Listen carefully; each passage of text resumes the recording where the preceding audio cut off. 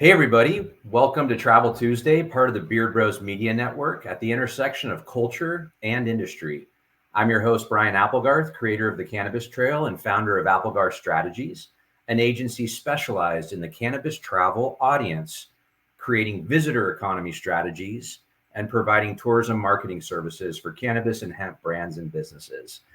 Whether you're a seasoned cannabis professional or just starting out, you're sure to find something of value here on Travel Tuesday in the Beard Bros Media Network. So let's get started. For this Travel Tuesday podcast episode, I'm interviewing a true leader of the modern day cannabis hospitality experience, Vanessa Oliver. Welcome. Vanessa is the visionary behind CannaLux Wellness Expo.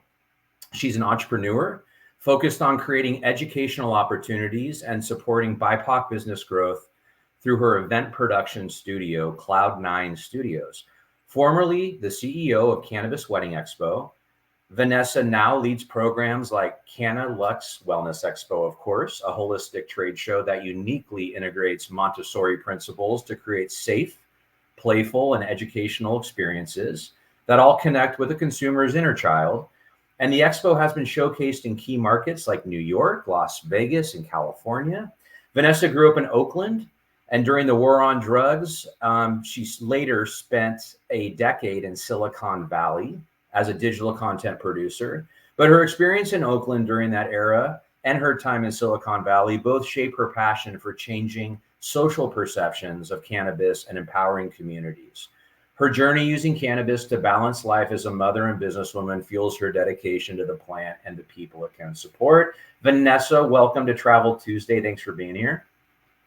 Thank you. Thank you for having me, Brian. It's always exciting to talk travel and tourism when it comes to the cannabis industry. This market is growing and I'm learning so much about it. So it's just such an honor to be here with you today. Yeah, thank you for making time. We appreciate it. Is there anything else you'd like to add to your intro that you felt was left out or something you want people to know? I will say that, I'd like to add that in the last 6 months, I've been caring for my grandmother who was diagnosed with stage 3 uterine cancer. And it sounds scary, but she's doing great right now. I say this because like most experiences, it's become intertwined into my why. So Right. that's my only add. No, it's amazing how life evolves like that, right? It's like new points of view and learnings. It's great. Thank you for sharing that. Absolutely. Glad to hear she's doing well. Mm-hmm. Okay, well, let's jump into kind of introduction and background. You know, you have a really interesting background. It spans event production, wellness, and cannabis advocacy. Can you share a bit more about your journey and how your experiences, specifically growing up in Oakland during the war on drugs, has influenced your passion for education and community empowerment? Yeah, that, growing up in the projects of Oakland, East 69th is where my hood is at. In the 80s, my first instinct was to avoid cannabis entirely. I have a vivid yet fragmented memory from when I was 5 years old. I was sitting on a stoop in front of my grandmother's apartment when these two men got into an altercation. And next thing I remember, there's just this loud crack. And then everything beyond that was just a blank. The aftermath was it was a drug deal gone wrong. And one of the men was shot in the head. I was the only witness at 5 years old. And apparently, all I could articulate to the police at the time was there was lots of red, right? And even without remembering much, I'm still triggered by the sight of a gun. So it tells you just the impact moments like that have, especially on a young child. That experience, amongst a few others that involved family and friends, was enough for me to be like, nah, I don't want anything to do with this plant. But as I got older, gained more knowledge, I realized that we can't excuse heinous behavior, but we do have to address the systems and the policies that provoke a culture littered with these responses. The war Right. on drugs weaponized cannabis against Black and brown communities, criminalizing before turning it into a commodity to benefit others. That frustration is enough to make me want to do something about it. We should have every opportunity to grow money from trees like the rest of the world, legally, safely, and respectably. When I first entered the industry, I didn't see many of us at all. Now, I see a lot more, and I don't want that to stop. I see an opportunity to provide resources that Black entrepreneurs like myself, we go in with this mindset of, I'm gonna make it by any means necessary, but then we fall short with systemic barriers that make it all the more difficult to make it. No doubt, people want to help, but they don't understand what it means to create opportunities to thrive, not just survive. So for me, cannabis is a tool for education, empowerment, wealth, generational wealth, and equitable access. And I want our communities to own that narrative. Yes, Black communities have been unfairly impacted by cannabis policies, but we can't stand by that story alone. We've rallied, shown up at our Capitol, we've demanded changes to our policies. We've seen significant losses and significant wins, but despite all that, the real shift in our advantages feels like they've been minimal. I want to influence more than just words. It's about understanding, because this isn't just about legalizing a plant. It's about redefining what Black people mean to this industry, deconstructing that stigma, and positioning us as rightful leaders and owners in this space. Yeah. Whoa, so much that resonates, and that could be an entire conversation for an hour.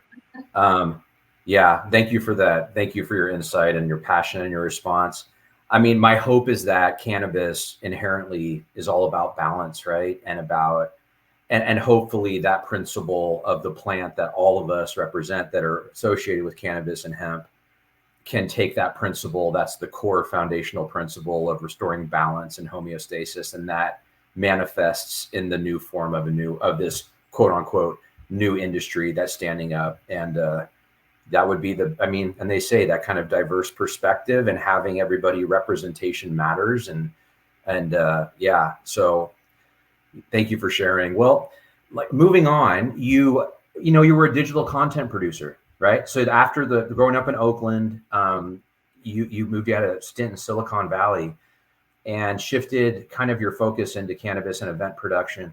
How did your time in tech industry shape your approach to creating events like the Wellness Expo, the CannaLux Wellness Expo that you've created?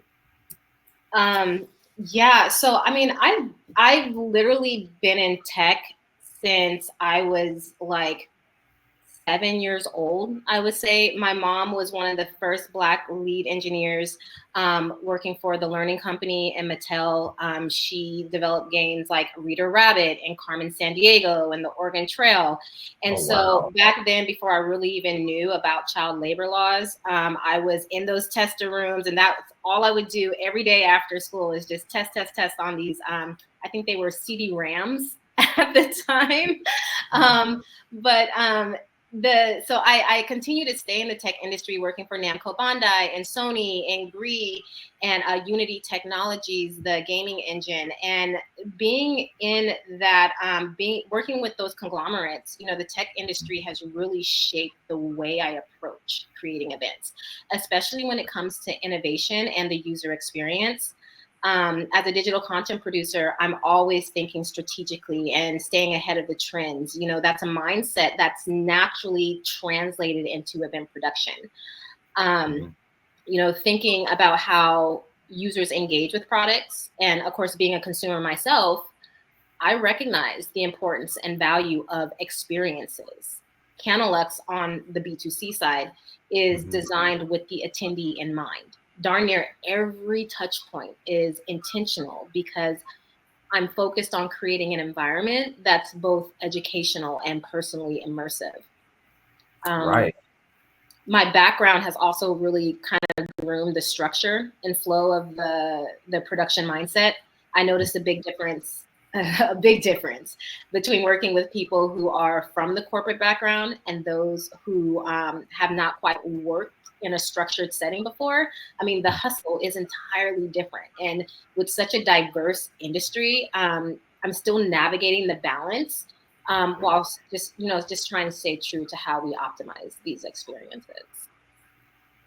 That's great. So that's kind of the tech influence. Now, what about the Montessori principles that you mentioned? How does that kind of converge with the tech and the curation, the moment by moment memory that you create with this CannaLux Wellness Expo experience? Yeah, I mean, the Montessori principles is probably my favorite part, and it gets me the most excited. One, obviously, I'm a mom of two. My kids went to a Montessori. I went to a Montessori. Just like I said, doing like the Carmen Sandiego games, they also use the Montessori principles, the different styles and ways that children learn. Because Montessoris are all about creating a more engaging, hands-on and personalized experience. Students are encouraged to explore and learn at their own pace.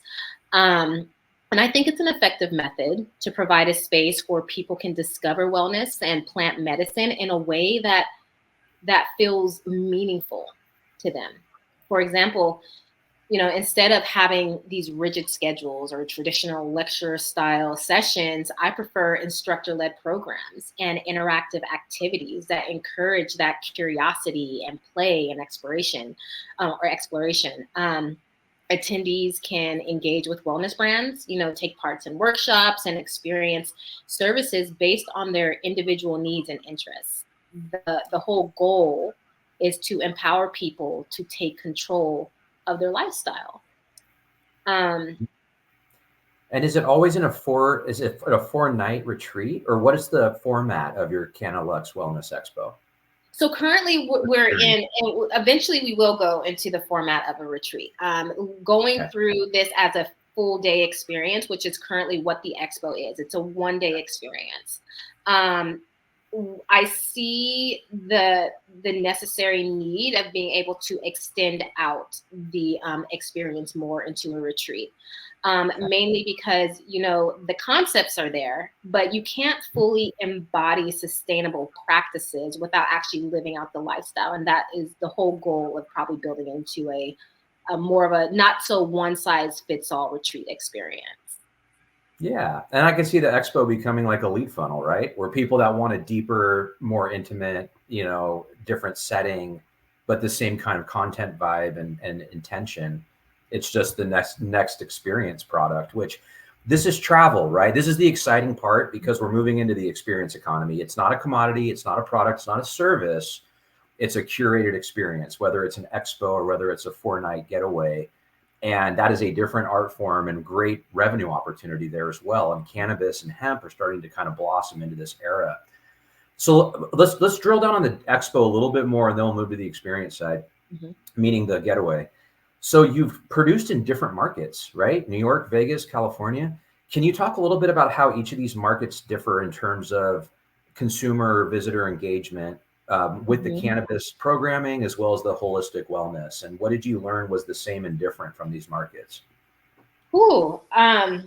These markets, they all bring a different vibe with consumer engagement, but I love it. So like, for instance, New York has a growing interest in cannabis, as we know, but it's still in the newer phases compared to the other two states. Consumers are definitely curious and eager to learn, especially as the legal landscape continues to evolve. There's a lot of excitement around the education. People want to know how it fits into their routine.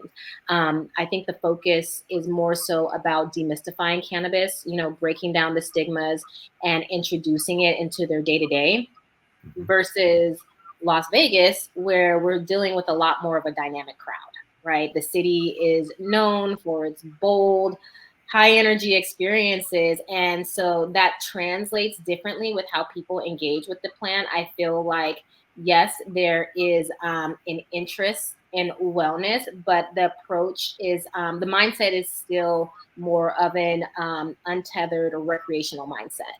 Okay. However, if we do discuss the wellness side, the interest is the lifestyle, the spa services, the dining experiences, but these are all naturally translators for people when they go to Vegas anyway, to promote relaxation and elevate it as an experience in the moment. Mm-hmm. For California, being one of the more mature markets, I would say that the audience has been a lot more seasoned. And quite frankly, I love working in California because we definitely get a lot more eagerness, both on the business side and the consumer side, to participate in these events. And I think that's because people are generally more educated already and are actively looking for those deeper experiences in terms of sustainability. Yeah. Also too, I mean, with California, sustainability, equity, and social impact are a big thing out here. So, when we're looking at events and companies, we're looking for them to be woke and engaged in community empowerment. So definitely, every market has its flavor. I would say what's consistent is just the growing demand to integrate cannabis in a very thoughtful and intentional way. Yeah, I love you. I mean, I love that. Thank you I for know, pointing it's that okay. out. It's like, no, it's really, you draw out that really important understanding through tourism, travel, and expos and events of destinations have brands and personalities, and being able to develop an event or an expo or your lounge or your experience within the context of what is your destination brand and ethos. There's a lot of opportunity for people that have that kind of intention to it, because there is a tourism ecosystem that reinforces each other's success by maintaining that destination brand. So yeah, you really, yeah. And you really drew it like, I mean, it was not surprising, but it was very clear about how different Vegas was, right? From New York, from California. Absolutely. And one thing, just to piggyback on what you were saying, I think with events in these markets as well, they really do help with the tourism in terms of the money that they bring in for tourism. A lot of hospitality agencies, other event centers, spa and wellness, even businesses that are not traditionally in the cannabis market are starting to benefit because people are going to purchase lodging and experience the tourism there simply because they're out there for a cannabis event. And that's opening up their eyes to, well, how can I participate? Because I want more of the piece of the tourism pie. So we're seeing that a lot more in some of these markets that don't have tourism as poppin' as maybe Las Vegas is. Wonderful. So last question about the expo side, and then we'll move on to the wellness experience getaway side. You talk about that BIPOC, supporting BIPOC and women-owned businesses. Well, one is, why is it important for you to highlight these communities, and what impact have you seen from the support that you provide through your expos for the brands and the participants and the partners? I mean, it's incredibly important to highlight BIPOC and especially women-owned businesses because obviously I'm BIPOC, I'm women-owned, because these communities have historically been marginalized, especially in industries like cannabis, which just blows my mind of all industries. I mean, there's still this lack of equitable access to resources and fundings and opportunities. I mean, that's for everyone, but especially for these communities. I'm living it firsthand, which is why I made it all the more important for me to be innovative and how I help shift the landscape by providing a platform where these businesses know they can trust me to do right by them. Supporting BIPOC and women-owned businesses is more than just giving them a space to showcase their products or their services. It's about creating a community where their voices and their contributions are heard and valued. I think I want to make sure that we have access to the resources they need, whether that's through networking, exposure, tapping into our partnerships, direct support that helps them grow and scale. They'll see that in a lot of our packages. And with the impact, being so intentional about that, the impact I've seen has been very inspiring. Many of these businesses have been able to connect with larger networks, form their own partnerships, and gain exposure to audiences that might not have discovered them otherwise. There is definitely a real sense of empowerment for entrepreneurs, especially those from underrepresented groups, by feeling supported and seen. And honestly, that's what I'm building. A space where these businesses are not just included, but are centered into the conversation. And I think by doing that, it allows more economic opportunities and really challenges the rest of the industry to be more inclusive and diverse. Awesome. Okay, the experience, right? The getaway. In 2025, you're going to be launching the CannaLux Wellness Experience, which is a 4-night retreat. So what inspired you to go from an expo to a retreat format and to evolve the model? And what will attendees expect from this multi-day experience in a destination? Yeah, the inspiration for expanding into the retreat comes from the desire to offer a more intimate, immersive version of what we're kind of already doing with the expo. As I was saying, I realized that while the expo is an incredible educational and hands-on experience, there's only so much you can do in one day. So the retreat allows us to dive deeper, providing a space for attendees to truly unplug, reflect, and connect with everything that's being offered. The retreat format gives us more of the flexibility to just slow things down and offer a more personalized approach, which I think really is what wellness is all about. Attendees can expect essentially everything that we're already offering in terms of like the wellness programs and the spa services and some of the fun activities. Like we have a scavenger hunt at the upcoming show this weekend, but we can enhance the experience with more field trips and nature-based activities designed to promote healing and balance and wonder is probably my biggest thing, Montessori. I like to focus on different aspects of wellness, whether it's physical, emotional, spiritual, sexual, while still integrating the education and the mindful practices and a lot of the holistic health strategies that come with that. Wonderful. Wonderful. So what I'd like to do is a little rapid fire round specifically about Cloud9 Studios. And it's your event production studio. It also feels like it's very just rich in the content that powers this very specific conversation and the passion that you have for different areas. And it's got a little nuance to community initiatives as well. So let's dive into the Cloud9 Studios for a second, specifically the Wellness Gram. Can you explain to us what the inspiration was behind Wellness Grams and how they've been received and what that is and what it looks and feels like? Absolutely. Always going back to the Montessori experience, virtually every program that we do under Cloud9 is based off of some concept of format that a lot of people will recognize if you grew up in a school, which I hope everybody has in some way, shape, or form. So the Wellness Grams is very much a nostalgic school tradition, sort of like the candy grams, whether it's Valentine's Day, Halloween, you send that little note to somebody like, "Ooh, I like you, here's a candy," and you send like a little message with it, but only this has a much more of a wellness twist. And I wanted to create that because it's something that sparks joy, connection, a sense of community. We felt that if we received one, and we felt that if we gave one at school. And so the goal with these is just to help each other prioritize our well-being. The idea is to offer a very thoughtful, intentional way for people to share love and share support with others with these gifts. And it's more than just, a cute little gesture. We have the holiday one coming up. It's about like reinforcing that wellness can be woven in to, our everyday and meaningful ways. I do like that the Wellness Grams have really created a lasting impression with people. We've gotten a lot of video testimonials back from consumers. We had one that was a veteran that had a 10-year arm injury where he used, it was a Basal Wellness topical CBD topical cream. And for 10 years, he said, they put him on medication and he did not have full extraction of his arm.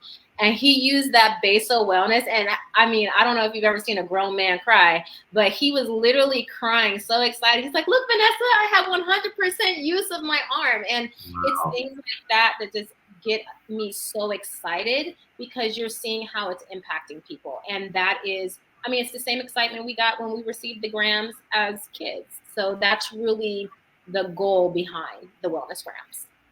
Right. And that's one thing I love about your work is continually reinforcing what I think is a really important place for the cannabis industry to remember from A to Z, travel, tourism, and otherwise, is it's an ancient medicine plant.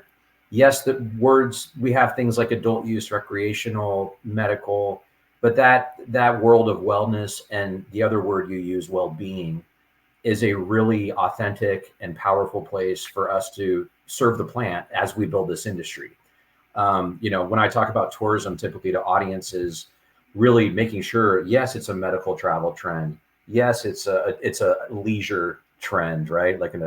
And it's also a wellness and well-being trend, with well-being being a very interesting vertical to develop with this, its entheogenic capabilities and all the therapeutic compounds. So just great work. I'm going to have to look deeper into that and maybe jump on the holiday gram train this year. The other program I wanted to ask you about, which also really dovetails into wellness, I think, and I'd love to get your take and tell us more about what this is, but it's the one that stuck out that you shared is the San Ramon CannaSex Pamper Party. And it's as a unique and an intimate event, but it's blending cannabis with sexual health, which if anyone looks at the original research from O'Shaughnessy, that was one of the core pillars of the application of cannabis, was sexual health. And I'd love for you to talk a little bit more about what you do here with this Pamper Party. Yeah, absolutely. This was an exceptionally fun event because,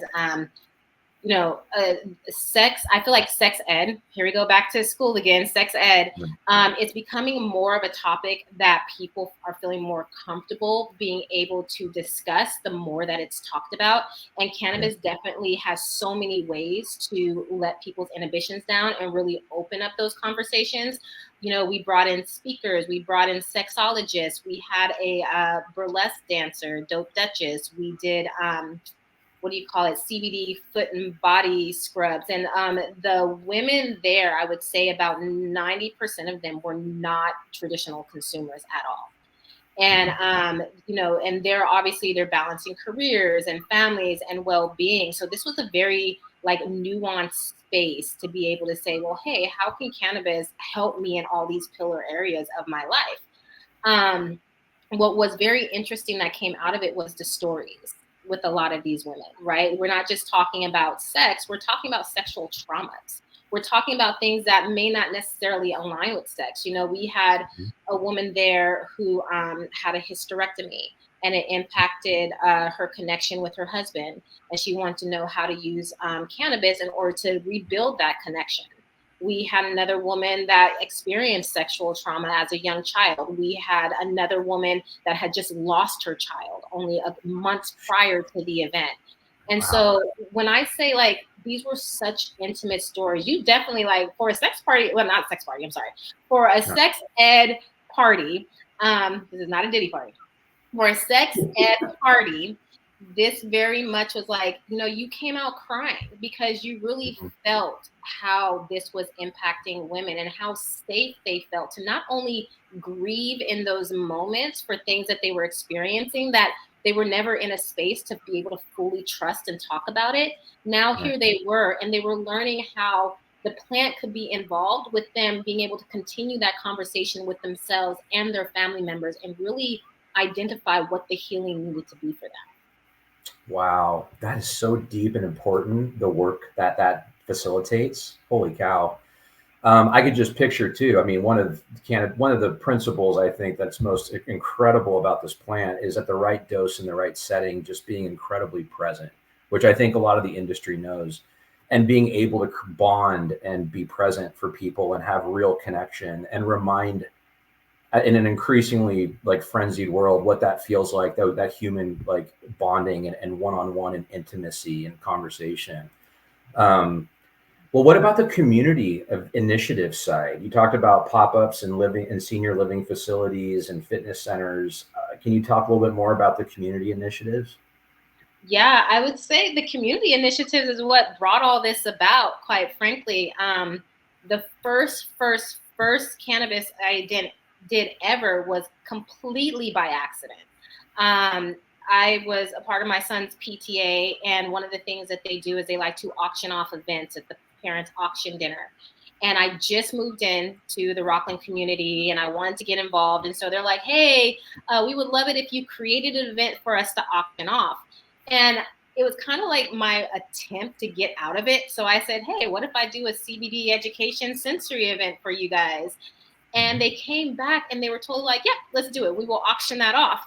And I was a bit taken back. I was like, do you guys understand what CBD is? And either they didn't really care at the time because they just wanted money, or I don't really know what the reason was, but they went for it. And it turned out, and this was directly right before the pandemic hit, we did this event. It ended up being the highest selling auction item at this event. So that was my first, like, oh, aha, people are actually interested and curious about it. Now I actually have to deliver. So, I found 5 businesses in the area to talk about how their brands align to the 5 sensory communicators that we have, taste, touch, see, hear. And we brought them up as a panel, but then also let them set up as a booth so that after the parents were done asking all their questions, they were able to come one-on-one and engage. And that was my second sort of aha moment when I was seeing that they were already comfortable talking about things they knew about. They know about dining experiences. They know about bath and body and beauty and topicals. They love food. They love yoga. They love movement, and when they love their pets. And when you're talking about things that are just conduits to how to properly use cannabis, it becomes a lot less threatening for them. It becomes more like, oh, let me ask questions about it, and that's all I need you to do. I need you to be curious enough to ask the questions, and everything will evolve from there. And that was the first community event that really snowballed this into what it is today. Now we are focusing more on the senior facilities, doing pop-ups, which I live in, I want to say, a geriatric community. I mean, that's all there is other than families, right? But there's a lot of old people. And they're all trying to get off their prescription medications. They're all over next door. Like, what's going on with this cannabis stuff, right? And so they're asking about the education. So a lot of the senior living facilities, when I go to them, I say, hey, do you want us to bring this education? They're all over it. Not only is it free education, so it's one less thing that they have to plan, but it's something that's intuitive and helpful for the people that they're servicing. So we're seeing that a lot more too now. That's great. What a great demographic to bring quality of life solution tools to the table and give them the knowledge. So 3 more questions. One is, from your perspective, how do you see cannabis and wellness tourism evolving over the next few years? There's been some interesting developments with licensing, and some markets are getting more progressive with spaces. I love how you're bringing the education out to meet people where they're at, literally, physically, and where their education interest is. But how do you see the cannabis wellness trend evolving over the next 2 years? Yeah. Cannabis and wellness and tourism is literally on the brink. I feel like it's already evolving into this major evolution. And I think it's going to continue to grow significantly in the next few years. They all kind of feed off of each other. Cannabis is growing. The need for wellness is growing. Tourism is a part of wellness. That is growing. So they're all just kind of feeding off of each other at this point. And we're seeing a shift in how people approach their health and well-being, with more people seeking holistic experiences that prioritize their mental, physical, and emotional balance, especially after the pandemic, especially with elections coming up, especially with, just so many atrocities in the world going on right now. People are looking for a way to feel grounded in complete chaos. So, cannabis is increasingly becoming recognized as a tool for achieving those goals, especially when it's integrated in things like yoga and meditation. CannaLux has a marijuana meditation is going to be there. And, very much, if you haven't met Darian Divinity, she speaks so beautifully about how marijuana and meditation coincide and bring out this spiritual awakening if you're very intentional about it. And you can continue to have that each and every time as you build your equanimity with your intentions. As well as spa therapies. As this awareness continues to grow, it will definitely demand for more experiences that combine, plant medicine with holistic health. Absolutely. And what about advice? Like, what advice would you give entrepreneurs, specifically BIPOC and women entrepreneurs? What would you be some guidance that you would offer? First and foremost, know your worth. Know your worth and lean into your unique perspective. I don't care how crazy or bizarre you think it is. That is your purpose. That is your divine purpose. Lean into that and keep moving with it, because I promise you, nobody else is doing your unique idea the way that you want to do it. And believe in it. Right? This industry is growing very fast, but it's also very competitive. And your authenticity and your personal story are going to set you apart. Build confidence behind your story, because I didn't have a whole lot of confidence behind my story for the longest. But as I continued to invest in this industry, it showed me why this was such a key component into my own evolution. Don't shy away from what makes you different. Totally embrace it. I believe that everybody's voice, especially in this space, Black women in this space, needs to be heard, especially as we work to bring more equity and diversity into cannabis and wellness. I don't want to see anybody feeling like they don't have a seat at the table, because if you feel like you don't have a seat, then create the damn seat is what it is. Very true. So thank you for being here, Vanessa. We really appreciate you sharing all this knowledge and all the work that you've done. Congratulations on what you've done and what you've built and what you're going to build and are building for next year. Where can the listeners learn more about Cloud9 Studios and yourself and your up and coming events or programs for 2025? Yeah, absolutely. So, Cloud9 Studios, we have a number of upcoming events. CannaLux Wellness Expo at Kushstock for the first time ever, Kushstock Music Festival, October 26th. We have a lineup that we're going to be announcing for 2025, as well as I think the Holiday Wellness Grams is going to be our last quote unquote event for the 2024 year. But, you can visit us at our website, I believe it's cloud-9 studios.com. Also, we're CannaLux on Instagram. We are Cloud9 Studios LLC on Instagram. You can also find me, Taste of Olives, on Instagram. I mean, you'll learn so much about me and my family, because that's all I love to post on my personal account. Also, other forms of social media. If you are interested in getting involved or want to stay in the loop, I definitely recommend getting into our newsletter. It's just the best way to receive like a lot of our exclusive offers and our announcements. Also, any information about collaborations, because this is a community effort. And I am so excited and passionate to work with everybody in this industry, because I truly believe that everybody has such a strong voice and something to give back to the people. Vanessa, thank you so much for being here. Really appreciate it again. This is Travel Tuesday, brought to you by Beard Bros Media Network at the intersection of culture and industry. And I'm your host, Brian Applegarth. Thank you for joining us today. We'll see you next month for another episode of Travel Tuesday. Take care. Thank you.